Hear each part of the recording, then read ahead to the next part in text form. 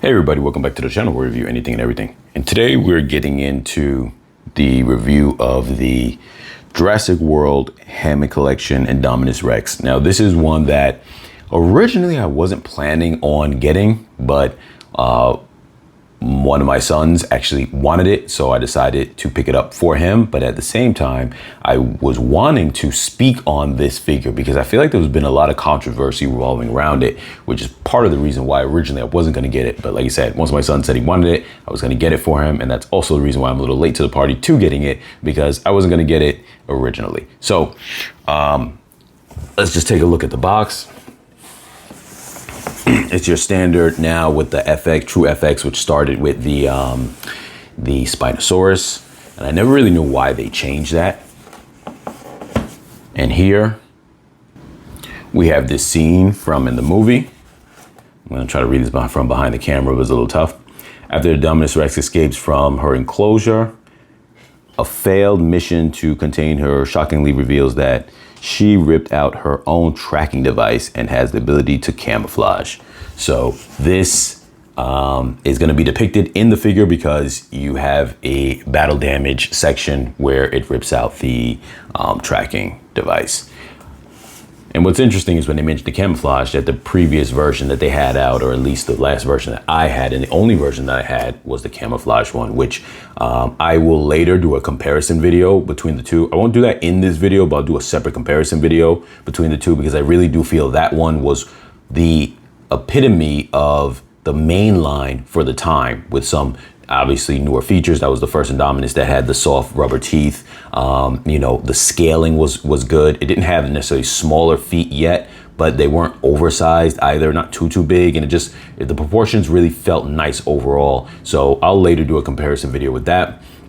Here you go. It says the same thing on the back here. And you can see the different various poses. You can see the dino damage right here. Unfortunately, my box is a little bit damaged. Thank you, Target.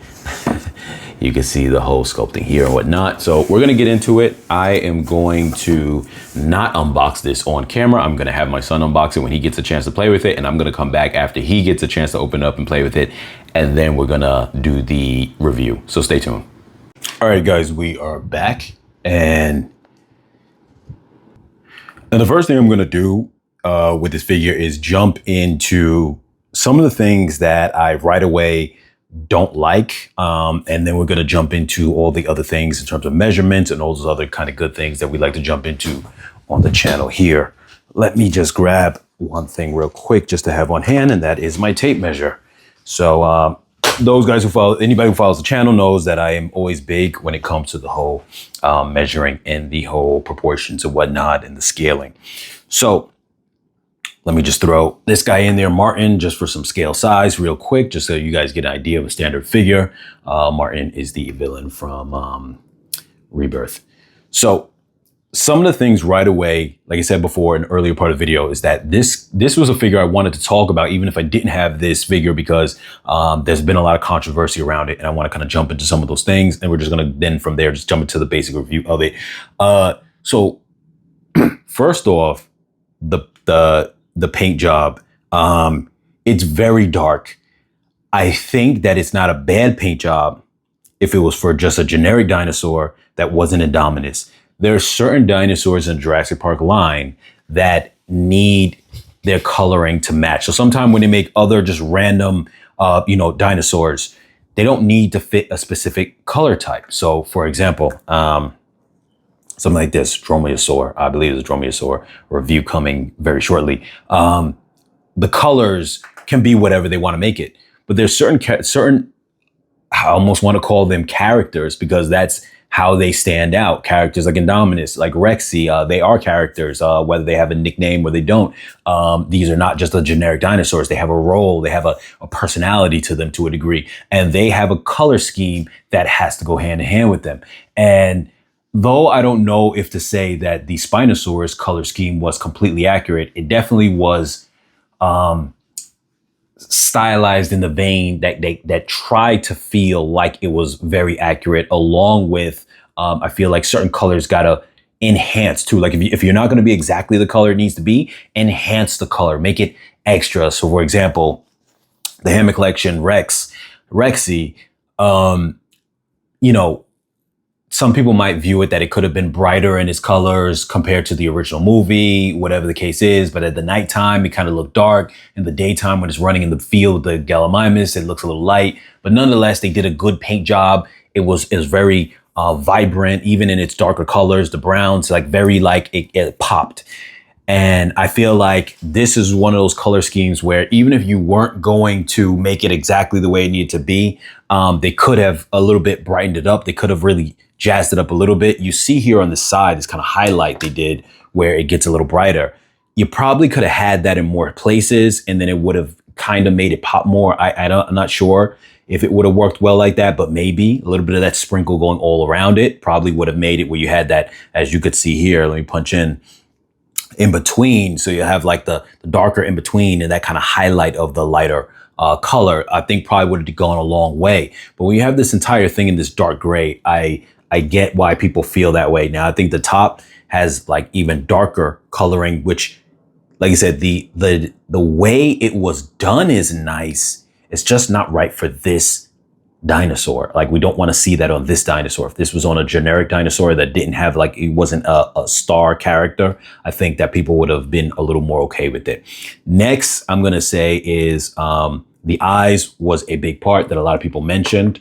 And don't mind, I have him in this pose. It's one of the only poses I can get him to stand right now.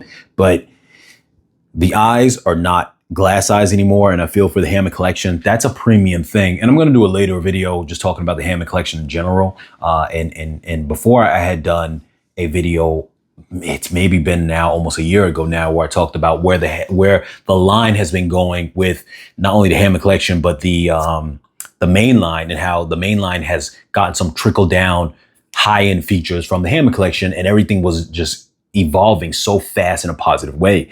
Now we're in a space where, like I said, I'm going to do a separate video on this, but where this is one of the first figures now where we're starting to lose some things that we're like, okay, these were coming standard. Everything kept getting better. And now we see certain things are kind of, I'm not going to say the whole figure is going in reverse, but just the glass eyes was a mainstay that you didn't want to see go in reverse. And now it is. And it's not that it's not done, good. It's still done good. But Hammond collection, I think, with that premium feel, you always want to have the glass eyes regardless. Like, it doesn't matter whether you can do a great paint job eye. If this was a mainline one, that's fine. If it is not a mainline one, it's a Hammond collection, glass eyes all the time. So I feel that that was a big thing. That was a flaw. Another one I'm going to point out real quick, and then we're going to jump into all the other things of it, is quality control. Now, you could see here how bad that is. Let me zoom in a little bit more. You can see how bad that is. That is very bad. And, I tried to fix it and push this in there, but the whole thing in itself is just warped. So it doesn't bend correctly to the way it's supposed to. And I really don't like that. I was to the point where I almost wanted to return it. But, this week my kids were playing with the toys and I didn't want to kind of go out of my way right now. But, and then I was back and forth. Maybe I'll write to Mattel to, do something about it. I don't know. I don't know if they would. But here as well, you could see, let me pull back. And it's just bad. And this has never been the case with any of these. They've never been bad on these things. We all thought at some point in time down the line, they might end up failing on us. But at least right now, out of the box, we always were like, okay, but they're pretty good. This right out of the box is so bad. The quality control so bad. It's not even in the right place it's supposed to be. It's supposed to be back here. It's just so bad. And I wouldn't even know how to correct that. You could do hot water, but this is such a flimsy material that who knows if it would just melt away if you used really hot water, because it's like a rubber band. So that's bad, because for a very vulnerable point like that, it shouldn't be coming off the back really bad. Other things that might be little critiques, I'm not going to get too heavy into until like you're just running through the figure, each portion of the figure.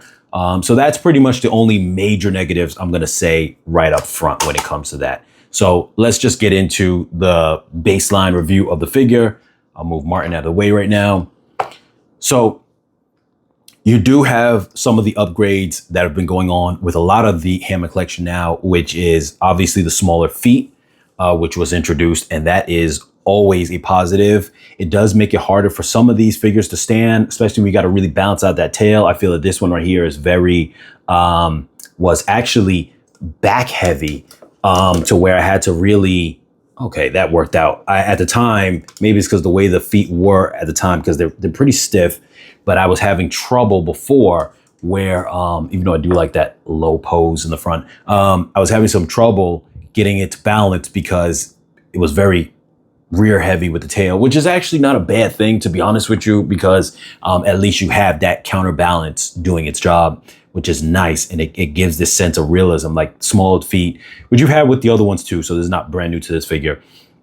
Obviously, this figure has some of the largest hands, if not the largest hands of the 4 large ones. Tyrannosaurus, Spinosaurus, Giganotosaurus, and obviously Indominus Rex. He has probably the biggest hands. And so that is nice. One of the newer features that they're starting to put in Hammond collection figures is removable accessories. So this one here comes with additional hands. And, you know, I would see people with these and I used to wonder, like, what was the purpose of these? Because they don't seem that much different than the other hands. But the honest truth is, let me see if I can pull off one of these hands without tipping the whole figure over and it getting all chaotic. I'm not going to put the extra hands on, but I just want to show them up close. So here they go here. And my thoughts on these hands and the differences between these hands, let me just adjust my lights real quick so we can see this a little better, is this is the standard hand. Let me zoom in here. This is the standard hand here.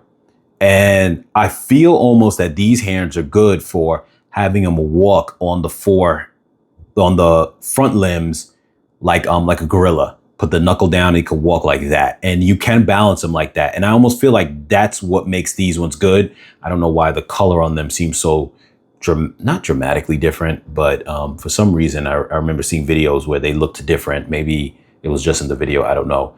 But these ones look like they had a lot more of that brown on them. They do, but it's not as bad as I thought.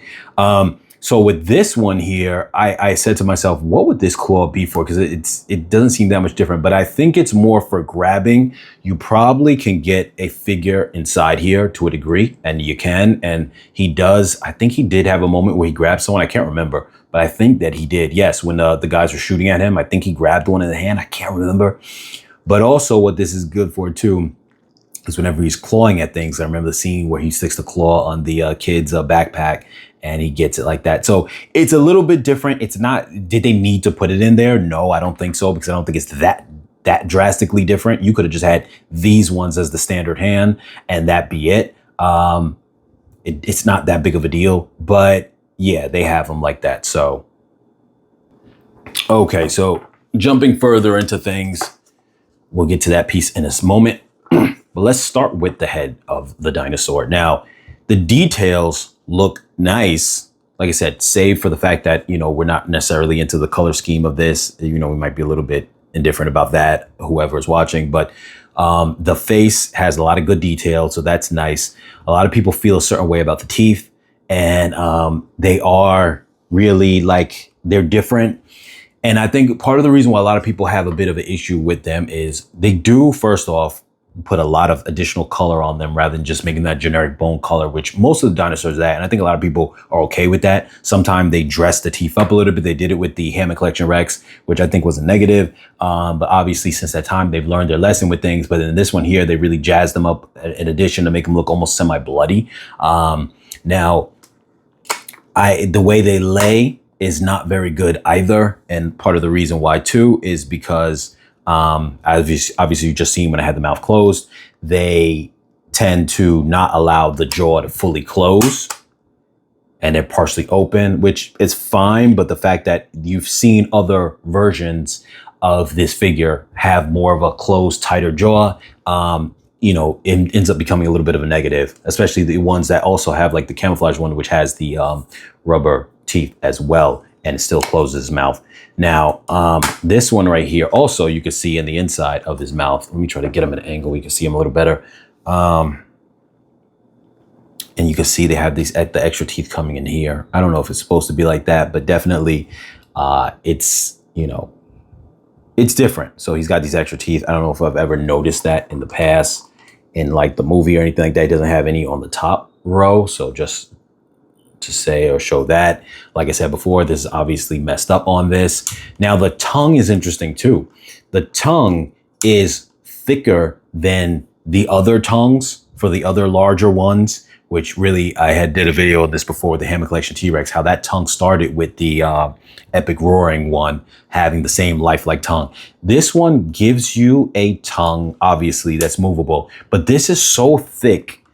You can see I'm trying to bend it and it doesn't bend. It's so thick that it's a hard tongue and it loses the lifelike aspect of it. So that to me is a really big negative. Yes, maybe this tongue is more fitting to the way it's supposed to look, maybe. But I've even felt, I forget which figure it is, but I've even felt one that had a tongue that was also a little bit more softer than this. I don't know if it was like your standard, you know, one that came with the what do you call it again? The Explorer. One of them, but it might have been that one, where the tongue was thicker and it was softer. It wasn't as detailed, but the point was you didn't have to make it this hard, or just kept it a little bit slimmer so it could have more of that lifelike bendability. I think that's a negative in terms of this quality detail thing that they're going for with Hammond Collection. So that's my thoughts there. Standard articulation here, which is great. I'm just going to jump over really quickly to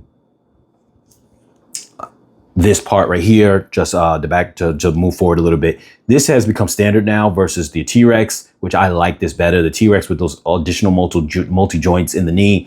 Some people might like it for the extra articulation. I think it also gave room for more points of failure along with the visual look. I don't think looks as clean. So I like that. I'm a fan of this. Obviously, he's got the articulation of the wrist, the elbow, and the shoulder. Here you have battle damage / removing his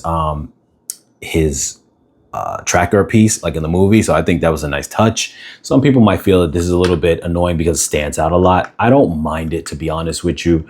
And it's actually not that far off from the tags where you would flip them open, which was on the Camouflage Indominus and also on the Red Rex remake, where you can pull off the tag. And I thought that was cool for a sense of battle damage as well. So who knows, maybe they could have done it that way, but this is better for the purpose of more detail. But I know some people might be bothered with the whole outlining of it and this and that. I do think they did a pretty good job on that though.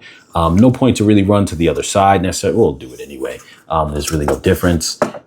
You still have this kind of paint on the side too, that kind of highlighting paint. So that's nice. For whatever it's worth. I think if there was more of it, it would stand out. I think by itself, I'm sorry. If there was more of it, I think it would blend better. I think by itself, it stands out in a way that makes it a little bit awkward to why is that part colored like that? So I don't really know what they were thinking when they did that, where they're going with that. I don't think it makes that much sense in that regard. The toes, big fan of the toes, but even more so too.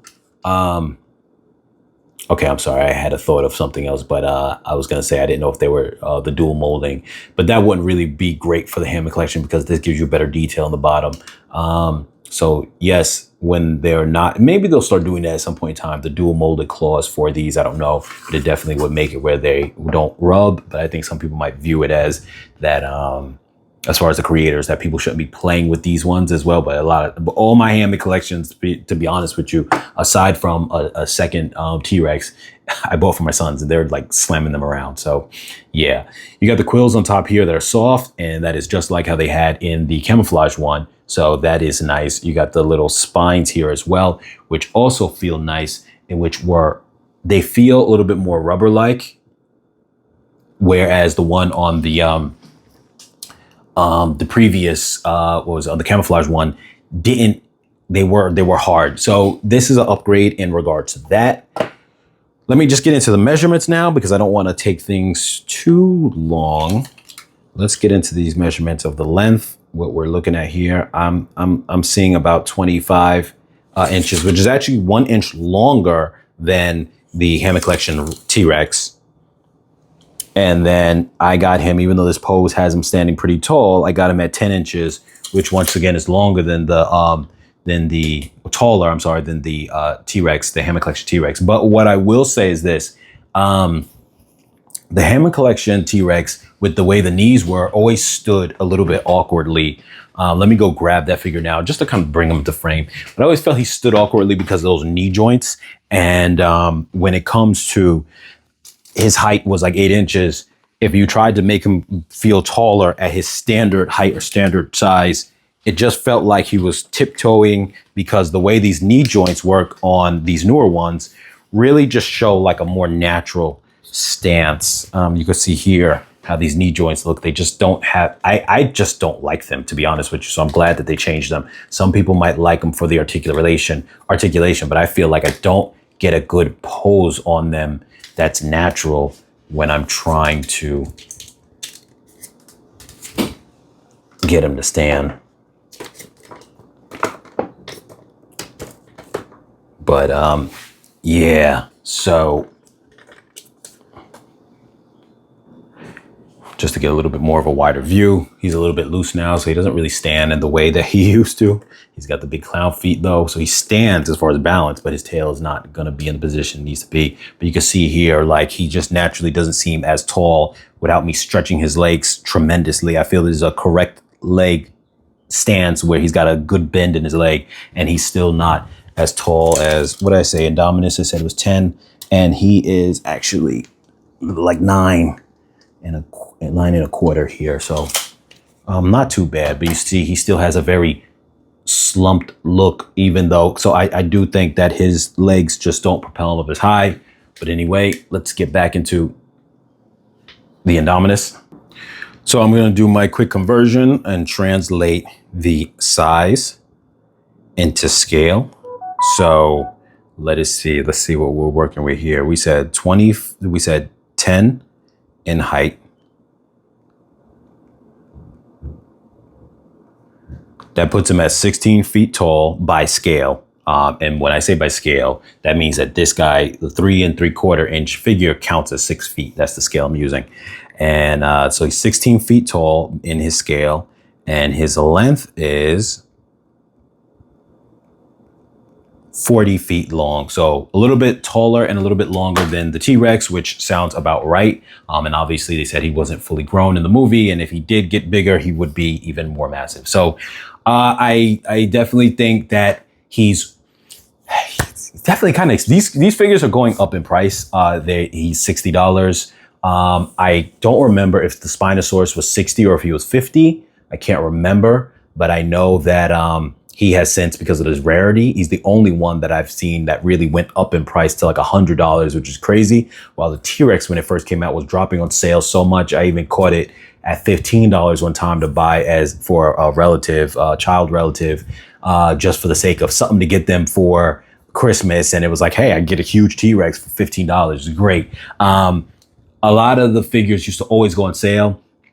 I'm not seeing them go on sale as much anymore at Target, which is interesting to me. And I don't know why that is, what's changing, but I think that's a horrible thing that that's the case, because a lot of people would really scoop these up when they went on sale. You'd probably buy more than one. I bought more than one Hammond Collection Brachiosaurus. I bought one for my kids, bought one for myself because I love that figure. I bought 3 Hammond Collection T-Rexes, one for me, one for my kids, and one for another, like I said, child relative. Once you start taking these things off sale, later on in time, it really starts hurting things. So we'll see what happens with that. But anyway, you guys, that's my thoughts. As far as this figure, let me just wrap up my thoughts on him. I think he's worth buying. $60 is kind of steep. Normally, I would tell you wait for the discount. But what happened with the Spinosaurus was you couldn't wait for a discount because he got more expensive.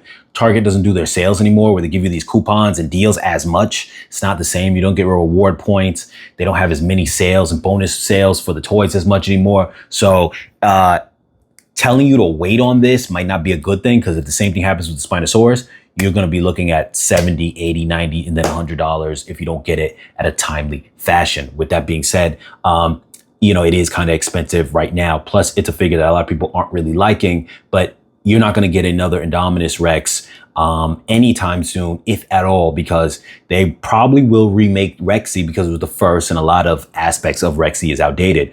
The Spinosaurus is new and current. So whatever decisions they made to make it this way that you don't like, they chose that for a reason. It's current. It's the most modern time. All the modern things that reflect new modern Hammond collection. This is the most modern figure. So it's not like they're going to say, well, in a year, 2 year, 3 year, 4 year, 5 years, we're going to change it and make it different. They will most likely do that with the Rex, but not with this one. So this is your time to get it if you're going to get it. And in that aspect, if you really are a fan of it, I recommend it. And I would say get it. If you are not this completionist where you need all the large theropods, if you don't need every single type, you know, maybe this is not your particular favorite figure, or maybe you just don't like his design, then in that case, I would say pass, because the quality control on him, so many things about him are just not great. He's not bad. Here's what I would say about him. If you put him during the time that the first Rex came out, I would say this is a masterpiece.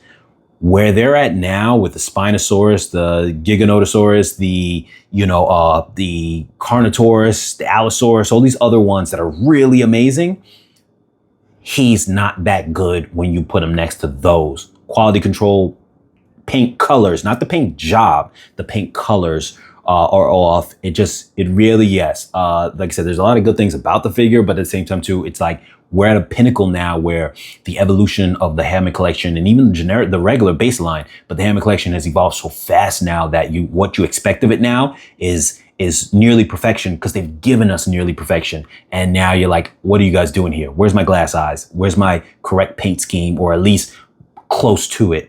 You know what I mean? Quality control. So yes, with that being said, you guys, as always, like, share, comment, subscribe, and I'll catch you guys in the next video.